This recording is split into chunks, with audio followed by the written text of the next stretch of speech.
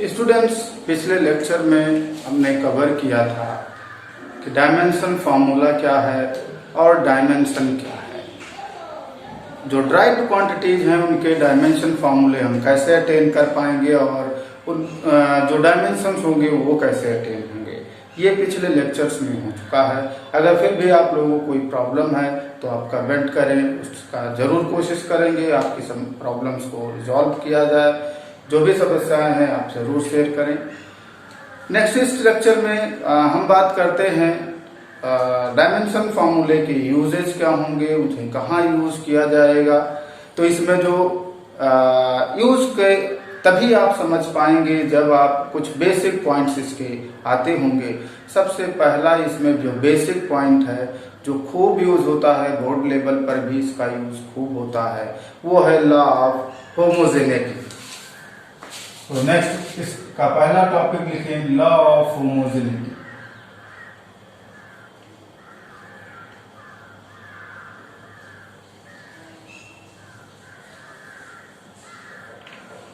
इस लॉ में कहा क्या गया, बहुत ध्यान दें। इसमें यह कहा गया कि केवल और केवल सिमिलर और लाइक क्वांटिटीज को ही आप ऐड कर सकते हो या फिर एक क्वांटिटी में से दूसरे को सब्ट्रैक्ट कर सकते हो।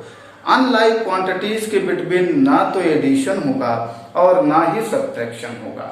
केवल और केवल लाइक क्वांटिटीज के बिटवीन ही एडिशन होगा या सब्ट्रैक्शन होगा। अब लाइक क्वांटिटीज किसे कहा जाएगा? वह क्वांटिटीज जिनके डायमेंशन फार्मूले सेम होंगे या कहें डायमेंशन सेम होंगे, ऐसे क्वांटिटीज को कहा जाएगा लाइक क्वांटिटीज। तो इसमें इसका स्टेटमेंट किसी बेसिस पे कहा भी गया, वो ये है, only like quantities having same dimension, इसको नोट रखिए, having same dimension,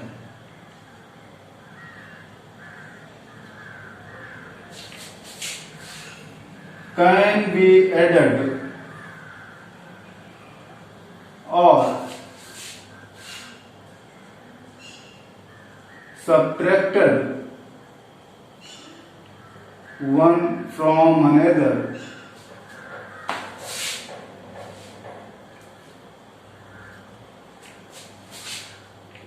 This statement is called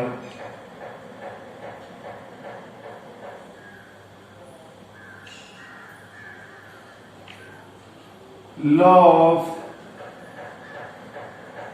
homogeneity।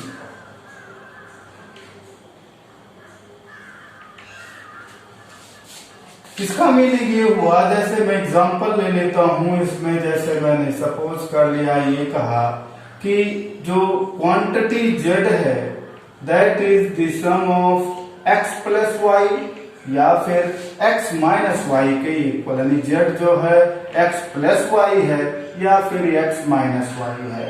तो ऐसे सिचुएशन में ये बात क्लियर हो गई कि x और y का जो डायमेंशन फार्मूला होगा वो डेफिनेटली सेम होगा, यानी जो डायमेंशन फार्मूला या कहें डायमेंशन x का होगा वही y का भी होगा, यानी कि डायमेंशन ऑफ x जो होगा वो similar to the dimension of y होगा। और एक इंपॉर्टेंट बात ये कि फिर z का क्या होगा, जो अटेन हो रहा है x और y के एडिशन से या x में से y को सब्ट्रैक्ट करने से, तो भाई z इसी के तो इक्वल है, तो z का भी डायमेंशन या डायमेंशन जो होगा वो वही होगा जो x का था या y का था। यानी कि इस केसेस में आप ये भी लिख सकते हैं z का भी डायमेंशन फार्मूला वही होगा, जो x का होगा वही y का होगा, वही z का होगा। अगर ऐसा नहीं है तो इसका मीनिंग ये हुआ कि जिसने भी वो इक्वेशन लिखा है उसने कहीं ना कहीं कोई गलती कर दी है। कभी ऐसा नहीं हो सकता कि ये z का डायमेंशन फार्मूला अलग हो और x और y का अलग हो, ऐसा नहीं हो सकता। अगर ऐसा हुआ तो जिसने भी वो इक्वेशन लिखा होगा उसने जरूर गलती की होगी। ठीक, अगर ये इक्वेशन सही है, वैलिड है, तो डेफिनेटली z का जो डायमेंशन होगा वही डायमेंशन x का भी होगा और वही डायमेंशन y का भी होगा, यानी डायमेंशन फार्मूले भी सिमिलर होंगे। ठीक, तो ये लॉ ऑफ होमोजेनिटी है। जब कभी भी आप इक्वेशन में देखिएगा प्लस माइनस अगर होगा तो आप समझ जाइए कि अब वहां पर आपको law of homogeneity he use करना है। ठीक, तो चलिए जैसे हम एग्जांपल ले लेते हैं, इस पर बेस्ड एक एग्जांपल लेते हैं। वो एग्जांपल जैसे मैंने सपोज कर लिया, खूब इस टाइप के क्वेश्चंस बोर्ड लेवल में पूछे गए हैं। वो ये है कि जैसे सपोज कर लिया इक्वेशन, गिवन इक्वेशन है, वो गिवन इक्वेशन ये है x इक्वल टू या z इक्वल टू जो भी हो AT square plus BT plus C, कुछ ऐसा लिखा हुआ है। इसमें ये तो बता दिया गया here small x is displacement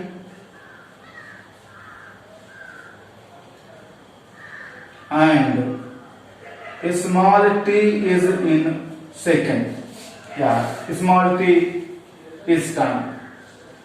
suppose कर लिया हमने, ये बता दिया गया है।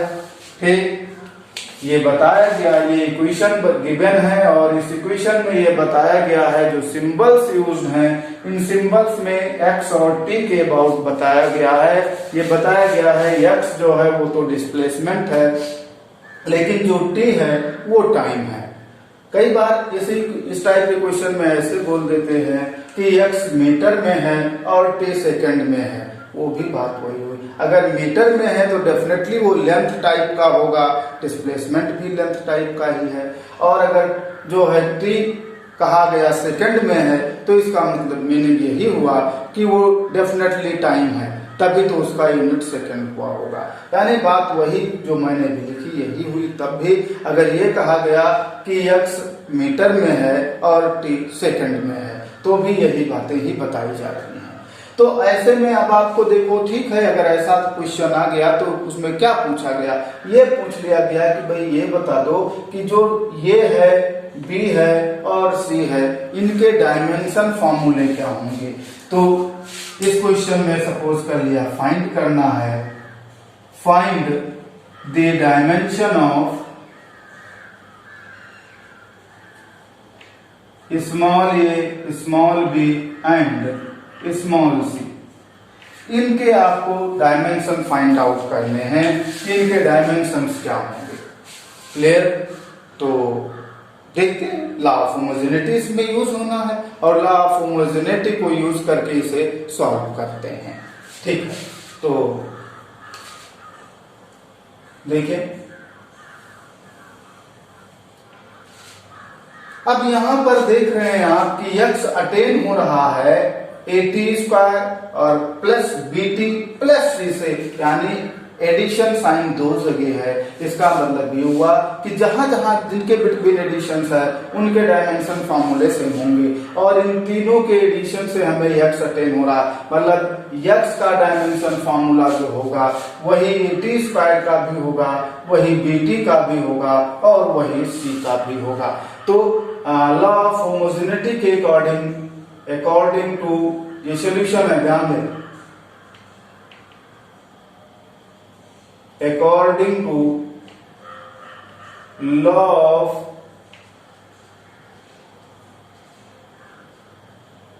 of homogeneity क्या होना चाहिए, dimension formula of x must be similar to dimension formula of AT square.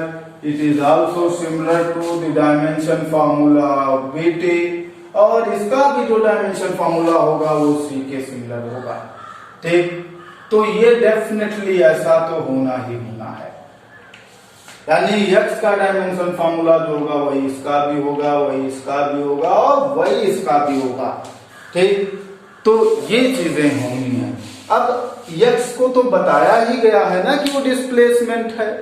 अब अगर x डिस्प्लेसमेंट है तो डिस्प्लेसमेंट कल ही लेक्चर्स में बातें मैंने की थी, जिससे पहले के लेक्चर्स में वो ये थी कि x डिस्प्लेसमेंट अगर बताया गया तो डिस्प्लेसमेंट जो होता है वो लेंथ टाइप होता है। इसका मीनिंग ये हुआ, इसका डायमेंशन फॉर्मूला तो कैपिटल एल होगा। ठीक, यहाँ से हमें ये पता लग गया कि अगर ये डिस्प्लेसमेंट है तो ये लेंथ टाइप है, फिर इसका डायमेंशन फॉर्मूला कैपिटल एल हुआ। और 80 स्क्वायर में ये का तो हमें फाइंड आउट करना हमें नहीं पता है, लेकिन टी क्या है, टी तो टाइम है ना, और टाइम का डायमेंशन फॉर्मूला कैपिटल टी होता है। तो हम यहाँ ये का डायमेंशन फॉर्मूला तो हमें नहीं पता है, लेकिन टी का टाइम है, लेकिन स्क्वायर लगा है तो यहाँ टी स्क्वायर हो गया। ये मल्टीप्लाई में था तो जैसा था वैसे लिख दिया। ऐसे बी का डायमेंशन फॉर्मूला भी हमें नहीं फाइंड है, लेकिन कैपिटल टी टाइम है, इसलिए इसका डायमेंशन फॉर्मूला कैपिटल टी मैंने पुट कर लिया। यहाँ तो सी भी हमें पता नहीं, इसका भी फाइंड करना है। क्लियर? तो ये रिलेशन हमको इस तरीके से मैंने सिंप्लीफाई किया। अब जरा देखें, हमें सी का डायमेंशन फॉर्मूला तो डायरेक्टली दिख रहा है। सी का डायमेंशन फॉर्मूला तो क्या है, यल ही हो गया। तो यहाँ से एक आंसर तो हमें मिल रहा है कि जो सी का डायमेंशन फॉर्मूला होगा वो क्या है, कैपिटल यल है। मतलब इसका डायमेंशन कहा जाए क्या होगा, तो डायमेंशन में देखना ये होता है कि मास पे पावर क्या है, मास तो इसमें आ नहीं रहा है, फिर तो 0 हुआ। लेंथ तो है, पावर 1 है तो 1 हुआ, और टाइम भी इसमें नहीं है तो 0 हुआ। यानी जो इसका डायमेंशन होगा सी का वो 0 1 0 होगा। क्लियर? ऐसे ही यहाँ इसको देखें, यल जो है इसी के यही चीज होना चाहिए। इन दोनों को इक्वेट कर दो, इसको और इसको इक्वेट कर दो तो आपको ये का फाइंड होगा, और ये का आप ये टी स्क्वायर डिनोमिनेटर में आएगा तो न्यूमरेटर में ले जाओगे -2 हो जाएगा।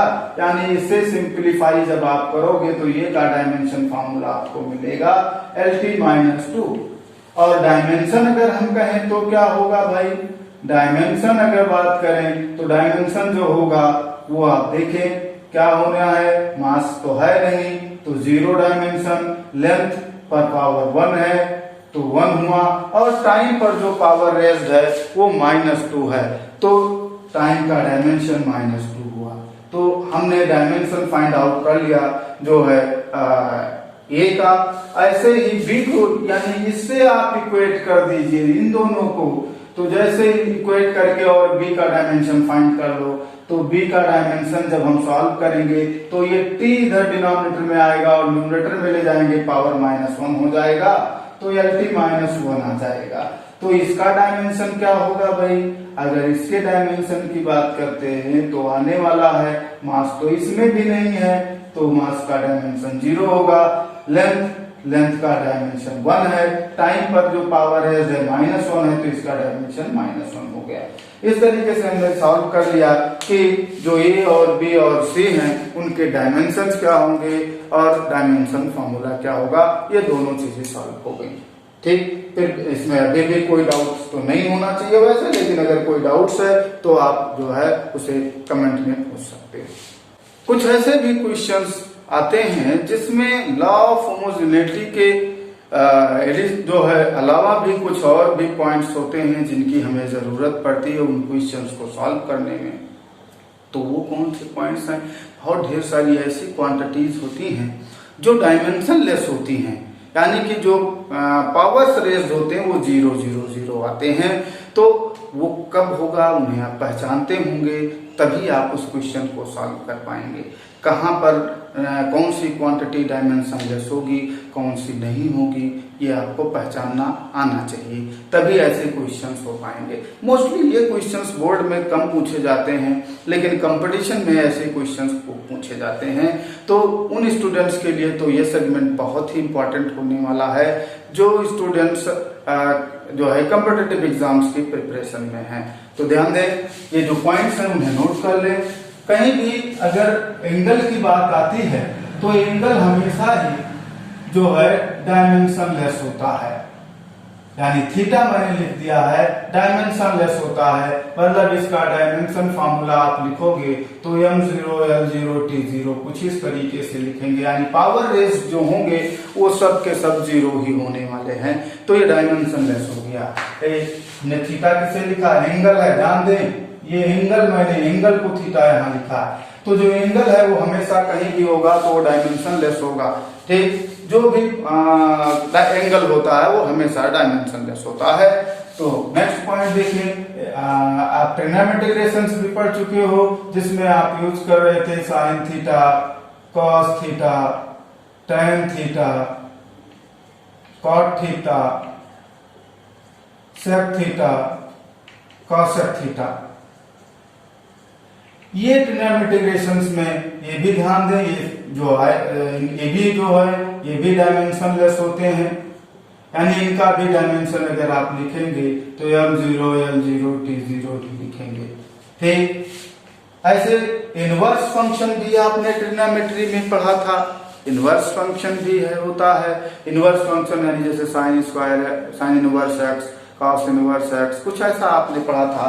तो जो इनवर्स फंक्शन होते हैं वो भी डायमेंशन लेस होते हैं, यानी अगर आपको कहीं साइन इनवर्स एक्स लिखा है या कॉस इनवर्स एक्स लिखा है या टेन इनवर्स एक्स लिखा है, कॉट इनवर्स एक्स लिखा है या सेक इनवर्स एक्स लिखा है या फिर कॉसेक इनवर्स एक्स लिखा है, तो ये सभी के सभी भी डायमेंशन लेस होते हैं, यानी कि इनका भी डायमेंशन डायमेंशन फार्मूला जो होगा m power 0, l power 0, t power 0 होगा, यानी जो पावर रेज होंगे इसमें भी 0 ही होने वाले हैं।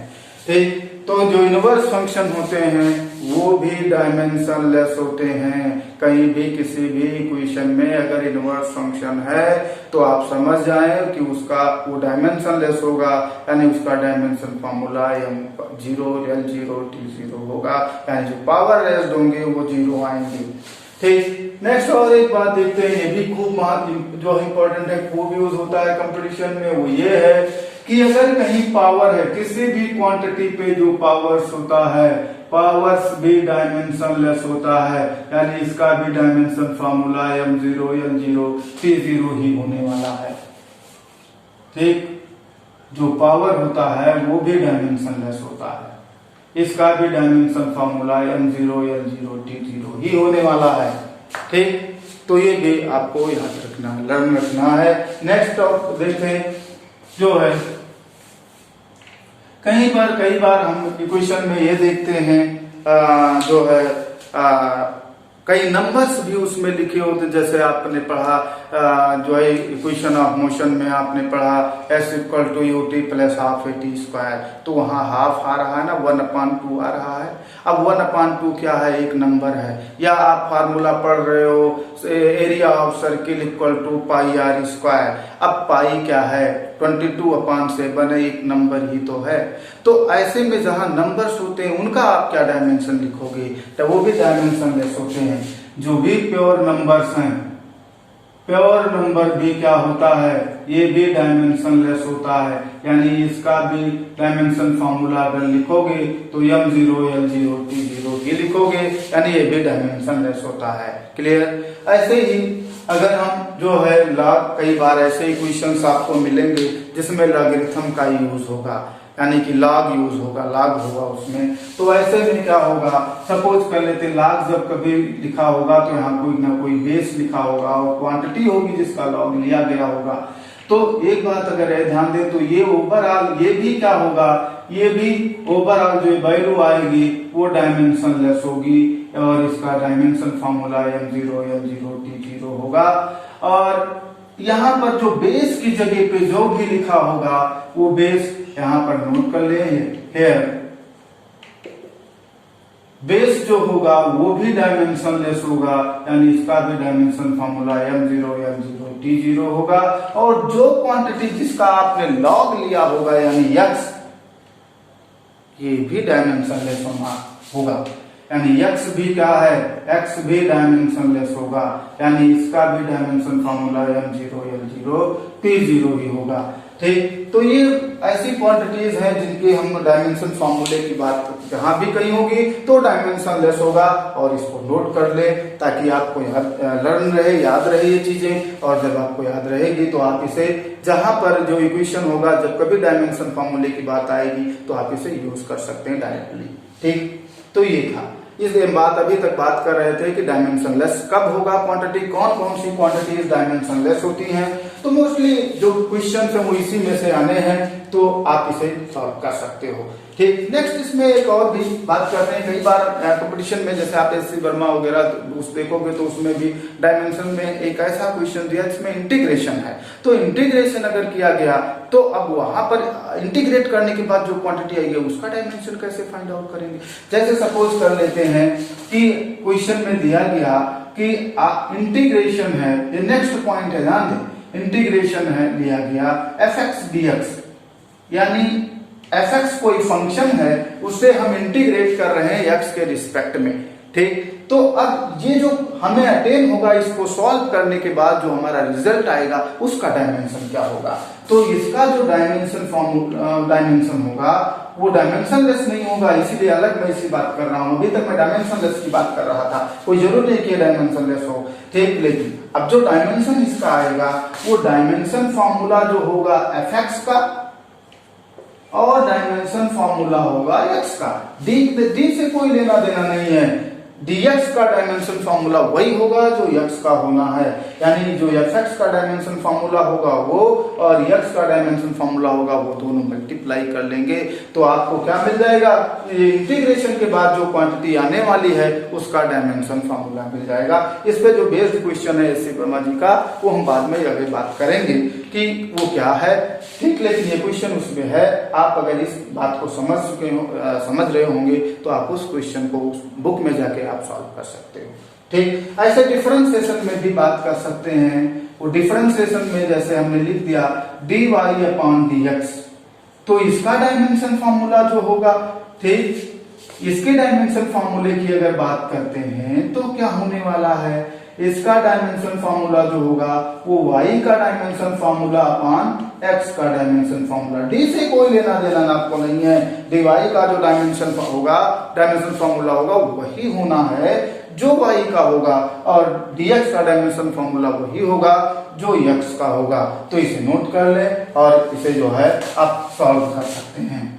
ठीक, जहां भी कहीं जरूरत हो इसे आप जो है यूज कर सकते हो और जो है अप्लाई कर सकते हो। बहुत ढेर सारे क्वेश्चन, बहुत अच्छे क्वेश्चन इस पर बनते हैं, कंपटीशन में खूब क्वेश्चन अभी तक आए हुए हैं। तो आप ऐसे क्वेश्चन को अगर ये चीजें लर्न कर लेते हो तो आप यहाँ तक जो लिखा था, यहाँ ये जो इधर लिखा हो, यहाँ इस लाइन से ऊपर जितना, ये तो सब डायमेंशनलेस है, इनके डायमेंशन जो होंगे सभी के 0 होंगे। लेकिन ये जो मैंने लिखा है इसमें जरूरी नहीं कि डायमेंशन, हाँ ये डायमेंशनलेस तभी होगा जब fx भी डायमेंशनलेस हो और x भी डायमेंशनलेस हो, तब ये डायमेंशनलेस होगा। ऐसे यहाँ भी अगर y का डायमेंशन और x का डायमेंशन सेम होगा, सिमिलर क्वांटिटीज होंगी, तो ये रेशियो करोगे तो डायमेंशनलेस हो जाएगा ओवरऑल।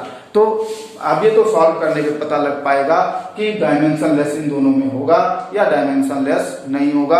अभी इसमें नहीं कह सकते कि डायमेंशनलेस होगा, लेकिन ये तो क्वांटिटी जितनी भी मैंने बताई ये सारी क्वांटिटीज क्या होंगी यहाँ पर नोट कर लें, और ये सारी क्वांटिटीज डायमेंशनलेस होंगी। जो अभी कॉन्सेप्ट बताया हमने इस पर बेस्ड एक एग्जांपल देखते हैं। वो एग्जांपल लेते हैं, सपोज कर लिया कि हमें एक इक्वेशन गिवन है, इक्वेशन है p equal to p naught e power minus x upon t, और इसमें बताया गया है कि कैपिटल P प्रेशर है और t जो है वो टाइम है। तो फाइंड ये करना है कि डायमेंशन जो है p नॉट का क्या होगा और x का क्या होगा।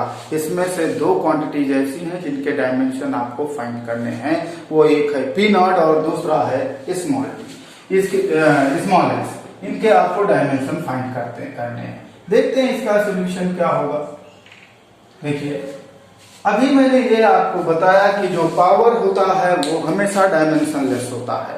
अब यहाँ पे पावर है, बिल्कुल है, कहाँ है भाई, ये है x अपान माइनस एक्स अपान टी पावर है, तो माइनस एक्स अपान टी जो होगा ये डायमेंशनलेस तो होना ही चाहिए क्योंकि पावर हमेशा डायमेंशनलेस होता है। तो इसे यूज कर लेते हैं। यहां से हमें पता लग रहा है कि x अपान टी जो होगा वो डायमेंशनलेस होगा, मतलब उसका डायमेंशन फॉर्मूला है m0 l0 t0, ये होना है। क्लियर? तो ये हो जाएगा x अपान, अब कुछ लोग ऐसा तो नहीं सोच रहे हैं कि माइनस हमने हटा दिया, माइनस क्या है, माइनस तो साइन है, उसका डायमेंशन की कोई बात ही नहीं। तो x अपान टी जो होगा वो डायमेंशनलेस होगा, तो हमने ये नोट कर लिया।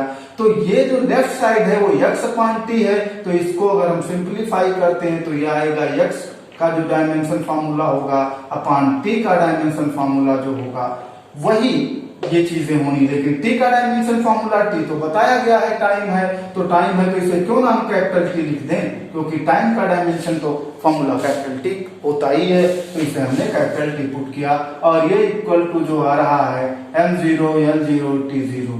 तो ये t क्रॉस मल्टीप्लाई में जाएगा तो x जो आएगा वो आ गया t पावर 1 इसमें, और यहाँ t पावर 0 ऑलरेडी था, ये जाके मल्टीप्लाई में आएगा 1 पावर यहाँ और इंक्रीज होगा, तब ये आ जाएगा m0 l0 और t का जो पावर होगा वो मल्टीप्लाई में पावर से होते हैं तो 1 पावर यहाँ और ये इधर जाके मल्टीप्लाई होगा तो ये t पावर 0 और यहाँ 1 पावर, फिर तो 0 + 1 यानी 1 पावर हो गया। यानी कि x का जो डायमेंशन फार्मूला होगा वो m0 l0 t पावर 1 होगा। तो ऐसे में डायमेंशन की अगर हम बात कर रहे हैं तो जो डायमेंशन इसका होगा वो क्या होगा, पावर m पे तो 0 है, l पर जो पावर रेज्ड है वो भी 0 है, t पर पावर रेज्ड 1 है, तो जो डायमेंशन होगा वो x का वो 0 0 1 होगा। क्लियर? कोई डाउट तो नहीं होनी चाहिए, बिल्कुल नहीं होगी। देखिए तो ये डायमेंशन हो गया x का। ऐसे हमें ये भी तो फाइंड करना था कि p0 का डायमेंशन क्या होगा। ठीक, अब p0 के बारे में देखें तो अगर p का डायमेंशन फॉर्मूला तो हमको डायमेंशन पता है, जो प्रेशर है उसके बारे में बता दिया गया है। प्रेशर का डायमेंशन फॉर्मूला फाइंड आउट कर लीजिए। पहले आप जानते हैं कैसे होता है, pressure equal to force upon area होता है। तो प्रेशर का डायमेंशन फार्मूला फाइंड अगर करना है तो प्रेशर का डायमेंशन फार्मूला जो होगा वो फोर्स का डायमेंशन फार्मूला अपॉन एरिया का डायमेंशन फार्मूला। तो सेकंड पार्ट सॉल्व करने के लिए पहले प्रेशर का डायमेंशन फार्मूला सॉल्व कर लेते हैं। तो प्रेशर का डायमेंशन फार्मूला क्या होगा भाई, हम देखते हैं, सिंस हमको पता है प्रेशर जो होता है वो फोर्स अपॉन एरिया होता है। अब फोर्स प्रेशर का डायमेंशन फार्मूला तो हमें फाइंड करना है और फोर्स का मैं सॉल्व करा चुका हूं, mlt-2 होता है और एरिया का कैपिटल L स्क्वायर होता है।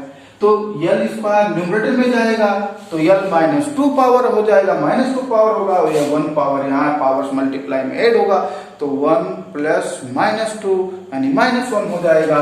यानी जो प्रेशर का डायमेंशन फार्मूला आएगा वो आ जाएगा L-1 t-2। क्लियर? ये प्रेशर का डायमेंशन फार्मूला हमने सॉल्व कर लिया। प्रेशर का डायमेंशन फार्मूला ये होगा। अब हमें तो फाइंड आउट करना है p0 का। अब एक और पार्ट इसमें बच रहा है, ये e power -x upon t। अगर इसका डायमेंशन फार्मूला हमको पता लग जाए तो हम अब इसको जो है केवल ट्रांसफर करके सॉल्व कर लेंगे। फिर तो e क्या है, e तो एक नंबर है और जब नंबर है तो डेफिनेटली ई पावर कुछ भी करोगे एक नंबर ही होगा। और नंबर अभी मैंने बताया था कि वो डायमेंशन लेस होता है, यानी जो ई पावर लिखा हुआ है ई पावर -x अपॉन t जो लिखा हुआ है ये तो डायमेंशन लेस होगा। क्यों? क्योंकि ये प्योर नंबर है और प्योर नंबर हमेशा डायमेंशन लेस होता है। यानी इसका डायमेंशन फार्मूला अगर लिखोगे तो m0 l0 t0 होगा। ठीक, अब हमने सब कुछ पता कर लिया है, तब हम उस इक्वेशन को अप्लाई कर लेते हैं। तो गिवन है जो हमें गिवन क्या है, p = p0 e power -x upon t। तो यहां से प्रेशर का डायमेंशन फार्मूला वगैरह हम सिंप्लीफाई कर लेते हैं। यानी P का डायमेंशन फार्मूला जो होगा वो p0 का डायमेंशन फार्मूला और इनटू e की पावर -x अपॉन t का डायमेंशन फार्मूला। अब सारे डायमेंशन फार्मूले को हम यहाँ पुट कर लेते हैं। P का डायमेंशन फार्मूला मैं सॉल्व कर चुका हूँ। क्या आया, m(l-1 t-2) और p0 इसका तो हमें फाइंड आउट करना है और ये डायमेंशन लेस है m0 l0 t0। तो ये हो गया। अब इस जो है p0 का डायमेंशन फार्मूला अगर सॉल्व करोगे तो ये तो डायमेंशन लेस था ही, यानी ये इसके में सभी पावर्स 0 है तो कुछ फर्क नहीं पड़ेगा। यानी p0 जो आना है वो यही आ जाएगा ml-1 t-2।